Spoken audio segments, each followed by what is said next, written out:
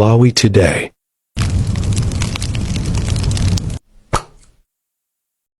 Apa tisachedwe ndi kukulandirani kwina kulikonse kumene muli. Nkhani imene yachitika apa ndi nkhani yochititsa chidwi kwambiri ndipo ikuzungulira kwambiri pena paliponse. Mwina mutha kumaona ngati kumaloto koma ndithu zikuchitikadi zimenezi.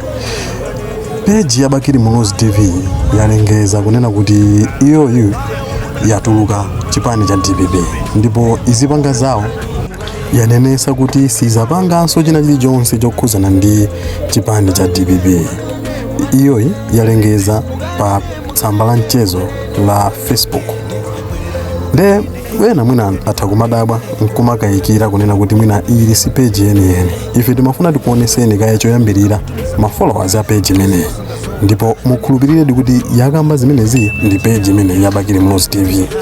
Ndipo tikuwuzani chifukwa chenicheni chimene Bakili Muluzi TV apangira kuti asiye ubale wawo pakati pa iwowa ndi achipani cha DPP. Ndipo nkhani yonsetu ili motere. Akuti DPP itawina chisankho, Bakili Muluzi TV yakhala ikutsutsana ndi anthu ochokera ku MCP. James Makopa akupangidwa sponsor ndi anthuwa omwenso amacheza ndi anthu ena ku DPP. Bakili Muluzi TV imalemekeza akuluakulu a chipani cha DPP. Ndipo wina akatipempha kuti tinyoze wina timapewa. Anthu ofunira upandu anzawo amadana nafe koma onse ofunira chipani zabwino amatikonda. Bakili Muluzi TV imasunga zinsisi za akuluakulu ambiri a DPP ndipo itafuna kuphulisa wina akhonza kuyalukapo. Awo anatiuza kuti tinyoze awo komanso awo amafuna kuti awo akhale chonchi. Ndiye inu anyamata amene mumakonda anthu oyambanisa chifukwa cha ndalama, dziwani kuti Bakili Muluzi TV simungakwanitse chifukwa imayendera ma principles. Mabwana anu akukutumaniwo muwapwetekesa. BMTV isayiperero poti mwawina chisankho ndipo inuyo amene mwachokera ku MCP simungakhale madolo kuposa BMTV. Talimbana nako kulimbana nako kwabwino ndipo simungatiopseze ndi ndalama zanuzo. Uthenga uwu musauchepetse. Pajatu tinalengeza kuti tasiya kulemba post ndiye mudabwe kuti chachitika ndi chani kuti titero. History is the best teacher. Mmenemu ndi mmene alongosolera a Bakili Muluzi TV. Imene ndi post imene anayika chigawo cha kumamawa. Nde zinthu zikuoneka kuti zachokera patali kwambiri kuti izifike poterepa kuti anthu atulukane. Ndipo tikudabwa kuti itafika chigawo cha kumasana kuno ndi pamene anapangano post yolemba msanzikano umenewo. Akulawirana malawirano. Ndipo post imene adayilemba chonchi kuti ku DPP kunachuluka anthu osayamika. From today takutulukani muzipanga zanu. History is the best teacher.